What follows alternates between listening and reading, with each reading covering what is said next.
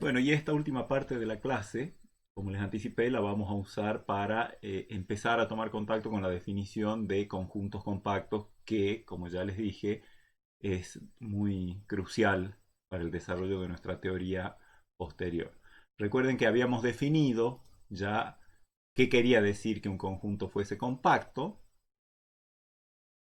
Habíamos dicho que un conjunto es compacto si es simultáneamente cerrado y acotado. Cerrado quiere decir que su complemento es abierto o equivalentemente que contiene a todos sus puntos de acumulación o equivalentemente que coincide con su clausura. Y acotado que cabe en un entorno suficientemente grande alrededor del cero, digamos, o de cualquier punto.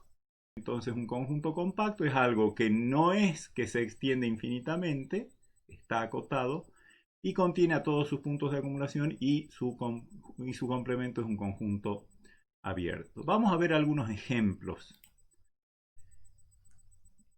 ¿Qué pasa si yo tomo un entorno cualquiera alrededor del punto Z0 y radio R, genéricos?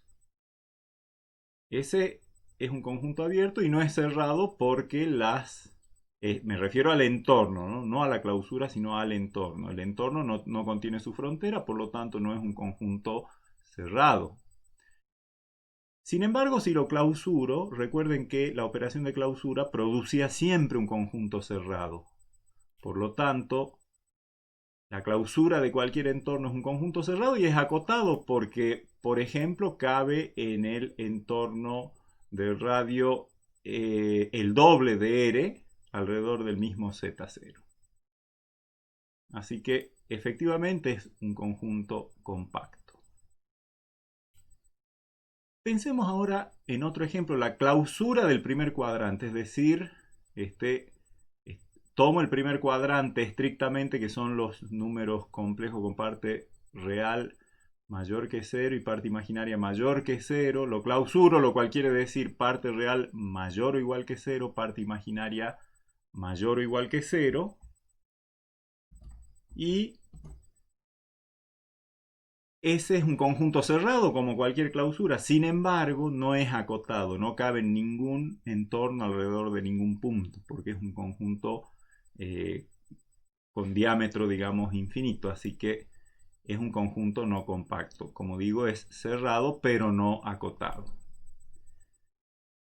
Este otro ejemplo ya se nos ha presentado en alguna clase anterior. Recordarán ustedes que es la familia de todos los de aquellos complejos con módulo 1 sobre n, con n un entero positivo, o sea, 1, un medio, un tercio, un cuarto, etc. Y argumento pi sobre 4.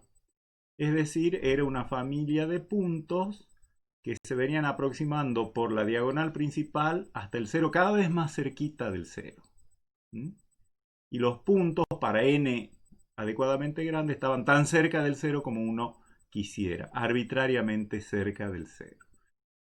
Ese conjunto no va a ser compacto porque si bien es acotado, es decir, fíjense, el módulo más grande que tiene un complejo en este conjunto es cuando n es igual a 1, porque acá n está en el denominador, así que el módulo del complejo, que es 1 sobre n, lo más grande que puede hacer es cuando n es igual a 1, o sea 1, y por lo tanto cabe, por ejemplo, en el entorno del radio 2 alrededor de 0. Pero no es cerrado. ¿Por qué? Porque justamente el 0 es un punto de acumulación y de hecho es el único, y sin embargo no está en el conjunto, así que no es cerrado. Por lo tanto, no es compacto.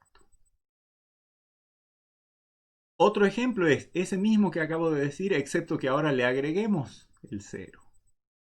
Con eso lo hemos hecho cerrado al conjunto, porque el único punto de acumulación que había era el C en este, digamos, en el del ejemplo anterior era el 0, lo agreguemos al 0, nos pasamos a un conjunto que no tiene otro punto de acumulación, por lo tanto, el único punto de acumulación de este conjunto es el 0 y el 0 es cerrado. Equivalentemente podemos ver que el complemento de este conjunto es un abierto. Y es acotado, como les dije, así que porque digamos cabe en el entorno del radio 2, digamos alrededor del 0, por ejemplo, entonces es un ejemplo de conjunto compacto. Acá hay una clase importante de conjuntos compactos, los rectángulos. Por lo menos nosotros ahora, por facilidad, vamos a considerar los rectángulos con lados paralelos a los ejes. ¿Cómo se caracteriza un rectángulo? Uno toma 4 números reales, digamos A, B, C y D, con A menor que B y C menor que D, y plantea el conjunto de los complejos, cuya parte real está entre A y B, pudiendo ser A o pudiendo ser B, y cuya parte imaginaria es mayor o igual que C y menor o igual que D. Eso daría, como ustedes se imaginan, el rectángulo con, digamos, determinado por las rectas horizontales que pasan por A y por B y por las rectas verticales, perdón, al revés, por las rectas verticales que pasan por A y por B y por las rectas horizontales por C y por D. Es un conjunto acotado, claramente. Si lo quieren más específicamente demostrado, tomen el módulo de A más el módulo de B más el módulo de C más el módulo de D y van a ver que esa es una cota superior para la distancia al origen de cualquier complejo en este conjunto. Así que R es un conjunto acotado. Y también es cerrado por las desigualdades que incluyen la posibilidad de igualdad en los 4 bordes. ¿Sí? Es más fácil ver que el rectángulo, este es el rectángulo, cuidado, relleno, ¿no? Es fácil ver que este rectángulo relleno es cerrado viendo que su complemento es abierto, porque si tomo un punto en el complemento quiere decir que no se satisface esta desigualdad o esta o esta o esta, y eso me da pie a encontrar un número posiblemente pequeño, tenga que ser un radio alrededor del, o sea, un radio para generar un entorno alrededor del punto ese que está en el complemento que no toca al rectángulo. Por lo tanto, está contenido en el complemento, así que el complemento tiene sus puntos todos interiores. Y por lo tanto, y lo voy a dibujar, lo voy a escribir así para que nos acordemos, los rectángulos, esto quiere decir el borde rectangular y su relleno, es un conjunto compacto. Ustedes se podrán preguntar, ¿y qué pasa con el borde rectangular sin el relleno? También es compacto, es cerrado y es acotado, así que también sería un compacto, pero me interesa destacar que los rectángulos rellenos son compactos porque los rectángulos rellenos van a ser importantes para nuestros desarrollos teóricos. Generalizando el ejemplo en el primer ítem y el del cuarto ítem, si uno toma un conjunto cualquiera que sea acotado y lo clausura, pasa a un cerrado. ¿Qué le falta para ser compacto? Ser acotado. Pero recuerden que clausurar un conjunto no aumenta el diámetro. El diámetro de un conjunto es igual al diámetro de su clausura. Por lo tanto, no pasamos de un conjunto acotado al clausurar a un conjunto no acotado. Seguimos con un conjunto acotado. Y entonces, toda vez que yo tomo un conjunto acotado y lo clausuro, obtengo un ejemplo de conjunto compacto. Los conjuntos compactos tienen una serie de propiedades, varias de ellas son muy importantes en el desarrollo de nuestra próxima, digamos, de nuestras sucesivas teorías. Sobre todo la teoría de integración es muy importante, la idea de conjuntos compactos en teoría de integración. Así que tenemos que tratar de entenderla bien. Y quien dice entender bien, dice encontrar de qué propiedades goza un conjunto compacto o una familia de conjuntos compactos. Entonces el objetivo nuestro ahora va a ser entrenarnos en encontrar, en base a la definición y a otros artificios, propiedades de los conjuntos compactos.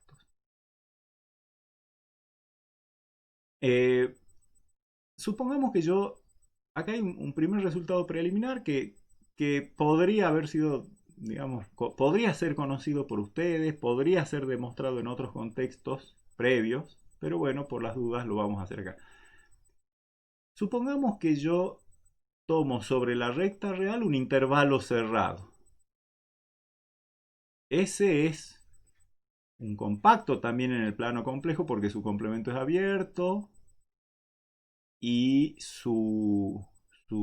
y es un conjunto acotado. Por supuesto estoy hablando de un intervalo cerrado finito, ¿no? O sea, un intervalo AB con corchetes en A y en B, donde A y B son números reales. Bueno, eso es un intervalo. Ahora, supongamos que tenemos una familia de intervalos.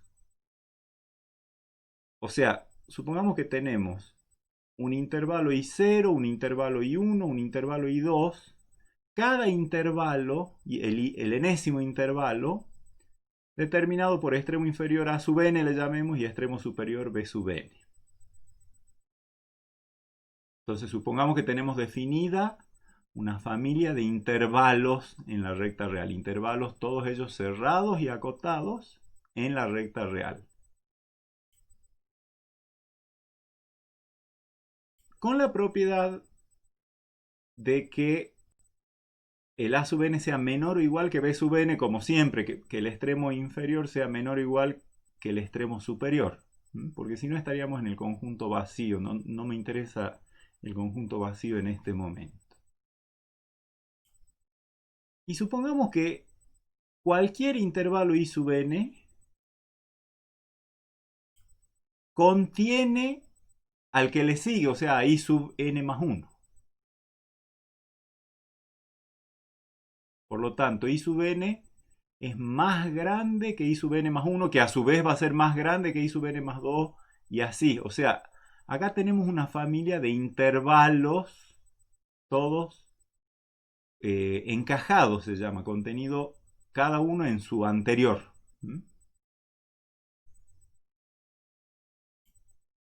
Si los intersecto a todos,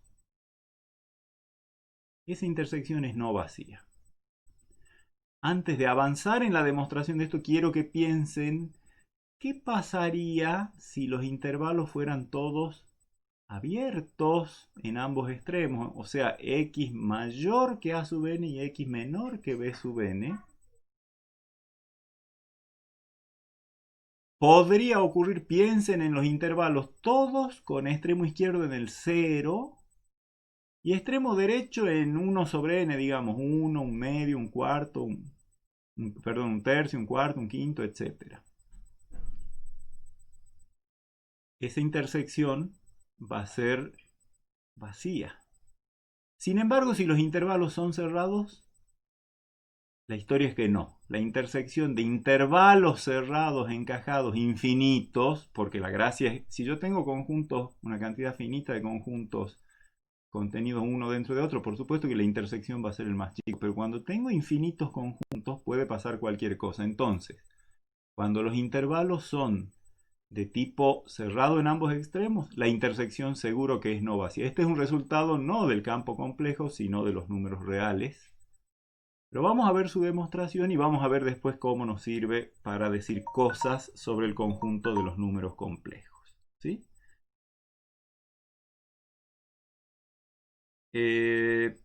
Entonces, ¿cómo demostramos esto? Bueno, fíjense que ya que cada intervalo contiene al que le sigue, o sea, I sub n más 1 es un subconjunto de I sub n, por supuesto que el extremo izquierdo de I sub n más 1 no puede estar a la izquierda del de I sub n. Con el derecho, el extremo derecho de I sub n más 1 no puede estar a la derecha de I sub n. Total que A sub n tiene que ser menor o igual que A sub n más 1. ¿Sí? El extremo izquierdo de este intervalo tiene que estar a la izquierda del extremo izquierdo de este intervalo. El A sub n más 1 ya sabemos que es menor o igual que B sub n más 1. Extremo inferior del intervalo n más 1 no va a superar al extremo superior. de ese mismo intervalo. Y el extremo derecho del intervalo n más 1, para esta contención ser verdadera, tiene que ocurrir que sea menor o igual que b sub n. Y eso tiene que ocurrir para cualquier número natural. O sea, los extremos izquierdos van creciendo, los extremos derechos van decreciendo. O sea, la sucesión de extremos izquierdos de intervalos es creciente y la sucesión de extremos derechos es decreciente.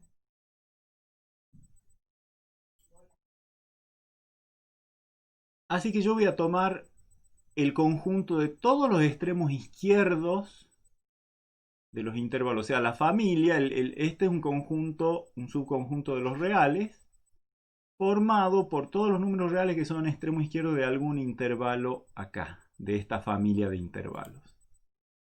Por supuesto que va a ser no vacío, porque hay intervalos. Y acotado superiormente. ¿Por quién? Y bueno, por ejemplo, por B0. Porque el intervalo 0 tiene un A0 extremo izquierdo, a B0 extremo derecho, y de ahí en más, todos los sucesivos intervalos que vienen van cayendo dentro de ese intervalo, así que ningún extremo izquierdo puede superar a B0. Así que tomemos el supremo de ese conjunto E. Como es no vacío, va a ser un número real, finito, el supremo. Y por definición de supremo se va a cumplir que va a ser una cota superior, y de hecho la menor de todas, pero va a ser una cota superior para el conjunto E. Por lo tanto, va a ser el supremo, que llamen X, va a ser mayor o igual que cada elemento del conjunto E. Por ser el supremo, es una cota superior para E. Así que ese X, ese supremo de este conjunto, es mayor o igual que todos los A sub n. Ahora, el candidato a mostrar que esta intersección es no vacía va a ser este X, para lo cual yo tendría que mostrar que X está en todos los intervalos I sub n, y con esto ya sé que está a la derecha, no está a la izquierda de A sub n, es mayor o igual que A sub n para cualquier intervalo. El problema sería que fuera más grande que algún B sub n. Entonces veamos que no es así. Tomemos un natural n, pensemos en el intervalo I sub n, o sea A sub n, B sub n. Cualquiera sea el m natural que yo tome, A sub m va a ser menor o igual que A sub m más n. ¿Por qué? Porque la familia esta de los A sub n es una familia creciente, es decir, cuanto más grande es el subíndice, más grande es el número real al que le corresponde. Así que A sub m es menor o igual que A sub m más n. Ya sabemos que B sub m más n es menor o igual que, que A sub m más n es menor o igual que B sub m más n. Y como la familia de los B sub algo es decreciente, quiere decir que cuanto más grande tome el subíndice, más chiquito va a ser el número que representa. Por lo tanto, esto es menor o igual que B sub n. Así que B sub n, cualquiera sea, yo fijé un n arbitrario y demostré que para cualquier m natural, A sub m es menor o igual que B sub n. Es decir, cualquier elemento de este conjunto es menor o igual que B sub n. Así que B sub n es una cota superior para este conjunto E.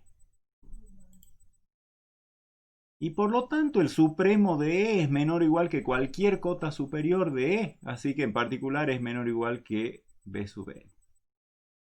O sea que X, aparte de ser mayor o igual que cualquiera de los A sub n, es menor o igual que cualquiera de los B sub n.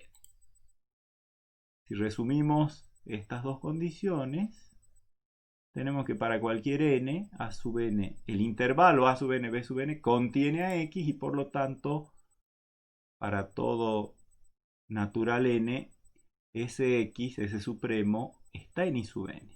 Entonces, si hay un elemento que está en todos los intervalos i sub n simultáneamente, x está en la intersección de todos los i sub n, y entonces la intersección es no vacía porque contiene al menos un elemento. Los invito a pensar cuál sería una...